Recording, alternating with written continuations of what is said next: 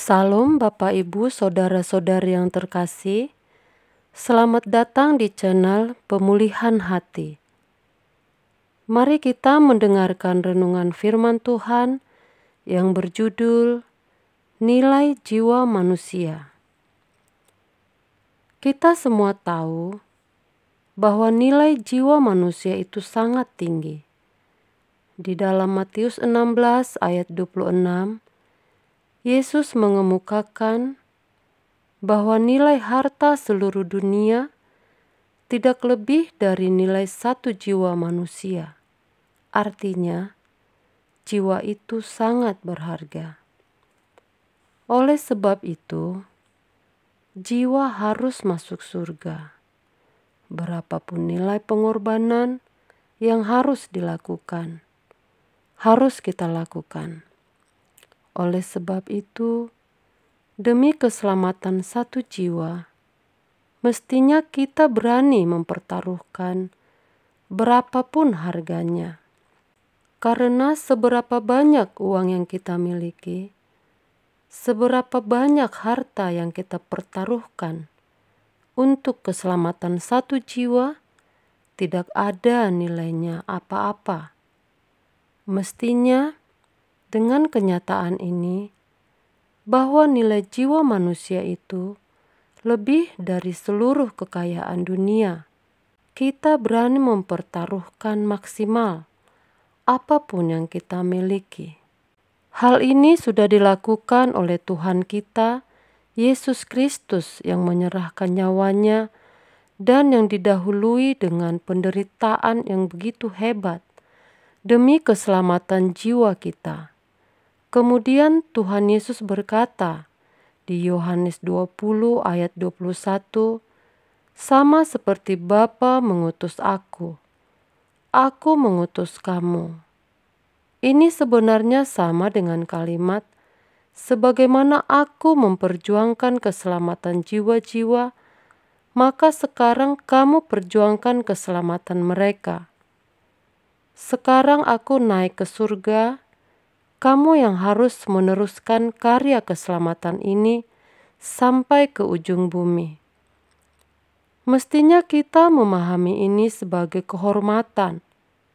Sebab kalau kita sungguh-sungguh memperjuangkan hal ini, seperti yang dilakukan oleh Tuhan Yesus, mempersembahkan hidup kita tanpa batas untuk pelayanan pekerjaan Tuhan, demi keselamatan jiwa-jiwa, maka kita akan menerima kemuliaan yang juga diterima oleh Tuhan Yesus.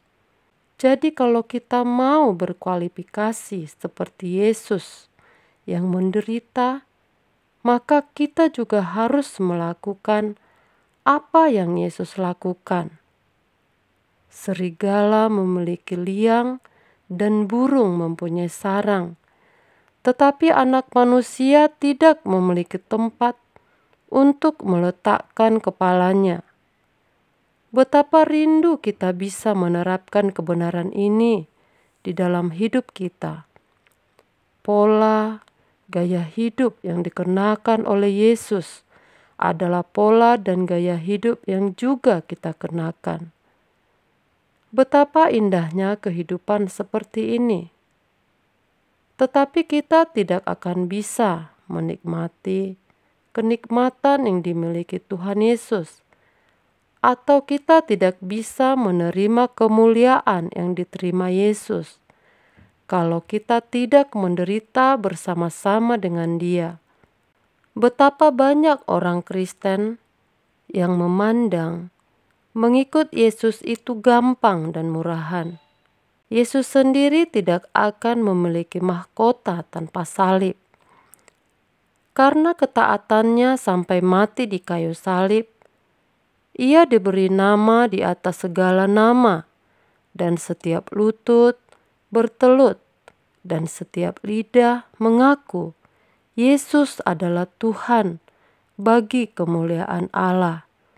Jadi, kita harus menemukan salib itu. Apa yang Yesus miliki? Ia tidak memiliki apa-apa. sebab yang ada padanya semua dipersembahkan untuk keselamatan jiwa. Mestinya ini kita pandang sebagai kehormatan, bukan sebagai beban dan kewajiban. Mungkin masih banyak orang yang belum mampu memahami hal ini dengan lengkap atau utuh. Frekuensi rohaninya masih tertinggal karena mereka sudah terlalu biasa hidup dalam dinamika hidup untuk diri sendiri. Mereka tidak memiliki dinamika hidup sebagai anak-anak Allah yang orientasinya adalah kekekalan, sehingga mereka tidak memahami betapa hebat kebenaran firman Tuhan.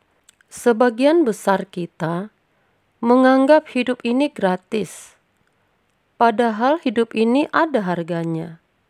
Sebab Tuhan memberi kita kehidupan, bahkan keselamatan yang di dalamnya ada tanggung jawab.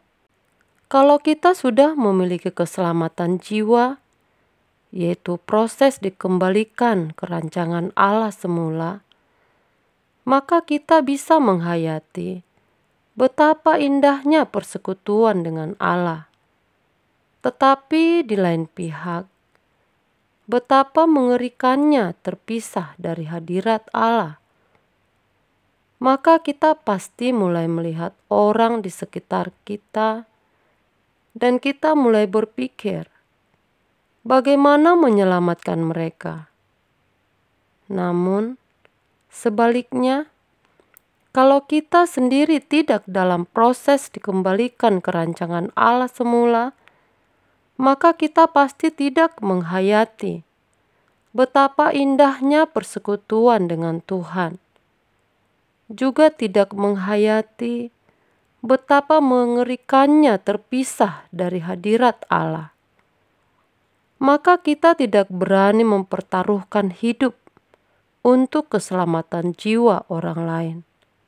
Dalam hal ini, betapa mengerikannya sekolah-sekolah teologi yang hanya mendidik mahasiswanya bernalar, berlogika mengenai Tuhan, tetapi tidak menghayati kehidupan keselamatan. Sehingga sekolah seperti itu hanya melahirkan karyawan-karyawan gereja, bukan hamba-hamba Tuhan yang mempertaruhkan hidup tanpa batas bagi pekerjaannya.